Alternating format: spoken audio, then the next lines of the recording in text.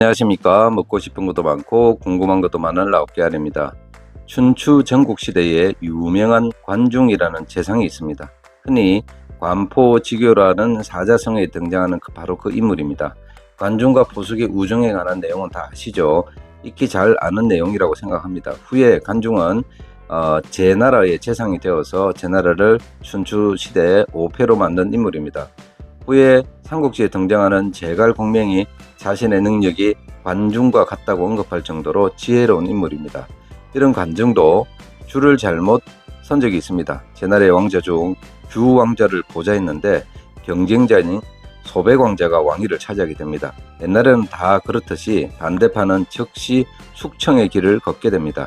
이에 위험을 느낀 관중은 도주를 하게 됩니다. 하지만 가막군들이 지쳐서 걸음이 늘어져 곧 따라잡히게 되자 관중은 가막군들에게 노래를 부르게 합니다. 노래를 부르면 사람들의 기운이 북돋아지고 걸음 속도가 빨라질 것을 알았던 것입니다. 이처럼 노래는 강력한 힘이 있습니다. 노래와는 전혀 어울리지 같은 않는 군인들도 군가를 부릅니다. 대규모 집회를 할 때도 노래를 부릅니다. 강력한 결집과 의지를 표출할 때는 항상 노래를 부르게 됩니다. 노래는 사람의 마음을 흔드는 놀라운 힘이 있는 것 같습니다. 제가 믿는 미신 중에 하나가 바로 노래의 힘을 믿습니다. 한 사람의 인생은 그 사람이 부르는 노래대로 바뀐다고 생각합니다. 한 사람의 생각이 말이 되고 말이 행동이 된다고 합니다. 어떤 사안에 대해서 불만이 쌓이면 그것이 입을 통하여 표현하게 되고 그 표현이 반복된다면 결국은 행동을 하게 된다는 말입니다. 그래서 노래를 부른다는 것은 내가 어떻게 행동하겠다, 내가 지금 어떤 생각을 하고 있다는 것을 음유를 통해서 표현하고 있다는 것입니다.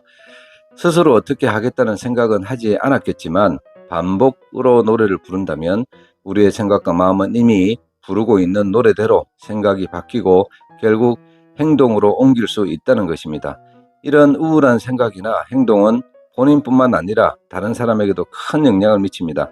중국의 월나라 미녀인 서시의 슬픈 노래 때문에 결국 전 국민이 우울감과 패망의 정서를 심어준 경우도 있습니다. 과거 일본을 여행할 때 횡단보도를 건넜는데 초록 불일 때 신호등에서 음악이 나왔습니다. 그런데 그 음악이 그렇게 우울할 수가 없었습니다. 이런 정서가 일본 사람들의 기본 정서이구나 하는 생각을 했었습니다. 실제로 일본의 전통 가요인 엔카가 주로 상실감, 이별, 인생의 쓸쓸함을 주제로 삼았습니다. 그래서 엔카 가수나 엔카 애호가들이 지나치게 슬픈 노래에 몰입하다가 실제로 우울한 감정에서 헤어나지 못하는 경우도 많이 보고되었습니다. 음악적 표현이 삶의 정서에까지 영향을 준 사례라고 할 수 있습니다. 유명한 비극적 스토리 그 셰익스피어의 햄릿에서도 햄릿은 극 중에서 여러 번 우울하고 슬픈 노래를 부릅니다. 이 노래들은 그가 처한 비극적인 상황과 맞물리며 햄릿의 우울증과 비극적 최후를 암시하는 상징으로 이용되었습니다. 영화 글루미 선데이에서도 똑같은 상황이 벌어집니다. 극 중에 등장하는 등장자들이 스스로 생을 마감하는 상황이 벌어집니다. 심지어 실제 작곡가도 그렇게 되었다는 말이 있습니다. 이처럼 음악은 인간의 감정에 깊은 영향을 미칠 수 있습니다. 특히 우울한 음악은 감정이입을 통해서 청자의 기분에 영향을 줄 수 있으니 이는 영화와 음악이 우리의 감정과 삶에 얼마나 큰 영향을 미칠 수 있는지를 보여줍니다. 한국에 2NE1이라는 걸그룹이 있습니다. 최근 복귀해서 활동을 하고 있다고 합니다.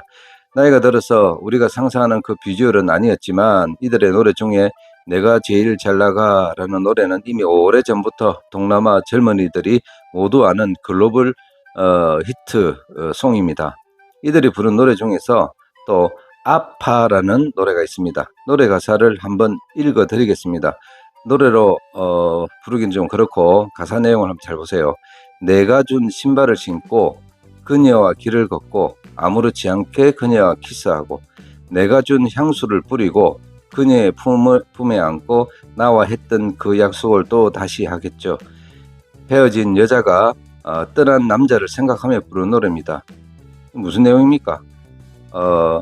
자기 남친한테 내가 이것저것 사줬는데 그거 잊고 그거 바르고 딴 년 만난다는 그런 내용이죠. 이전 라오스 여친에게서 저는 처음 이 노래를 들었습니다. 처음 만났는데 한국 노래 중에서 하필이면 이 노래를 부르더라고요. 한국 사람인 저도 이 노래는 사실 몰랐습니다. 어디서 한국 노래를 배웠는지는 알 수는 없으나 저는 나이가 있으니 걸그룹 노래를 즐겨 듣지 않습니다. 전 여친에서 처음 들은 노래입니다. 읽어드린 대로 내용이 이렇다는 거죠. 떠난 남친이 여자가 사준 신발 신고 여자가 사준 향수 뿌리고 다른 여자 만난다는 그런 내용. 이 친구가 유일하게 부르는 한국 노래였고 지내는 동안 틈만 나면 이 노래를 듣고 불렀습니다. 지금 지나간 여자, 옛날 여자 얘기를 왜 하냐고요. 전 여친이 저를 떠날 때 바로 이 노래 그대로 글자 하나 안 틀리게 행동했다는 것입니다. 저도 헤어질 즈음에 배신감에 얼마간 다른 누구처럼 뒷조사했습니다. 도대체 날 떠나서 어디서 잘 먹고 잘 사는지 정말 궁금했거든요. 저와 완전히 끝나지 않은 상태에서 시간으로 보면 대략 한 12일, 13일 정도가 겹치더라고요. 요즘 애들 말로는 환승연애라 그러죠. 그런 상태에서 다른 사람 만나서 데이트하는 사진들이 틱톡에 쭉 올라와 있었습니다. 그런데 정말 노래대로 그대로 행동했더라고요. 내가 준 핸드폰 들고 둘이 셀카 찍고, 내가 사준 핸드백, 가방 있죠. 그거 들고 번갈아 메고 다니면서 다른 남자 만나러 다니고, 내가 사준 신발 신고, 내가 사준 옷 입고 둘이 같이 놀러 다니고 있더라고요.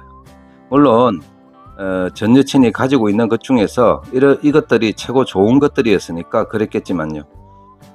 제가 지금 드리고 싶은 말은 떠나간 전 여친을 배신감에 원망하거나 추억을 회상하자, 그리고 그것을 비난하는 그 말이 아닙니다. 노래가 주는 엄청난 영향력에 대해서 이 얘기를 하고 있는 겁니다.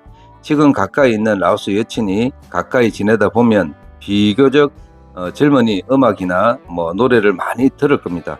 즐겨 듣는 노래 속에 그 여자의 심리와 마음 상태가 들어있을 것이라는 말을 하고 싶습니다.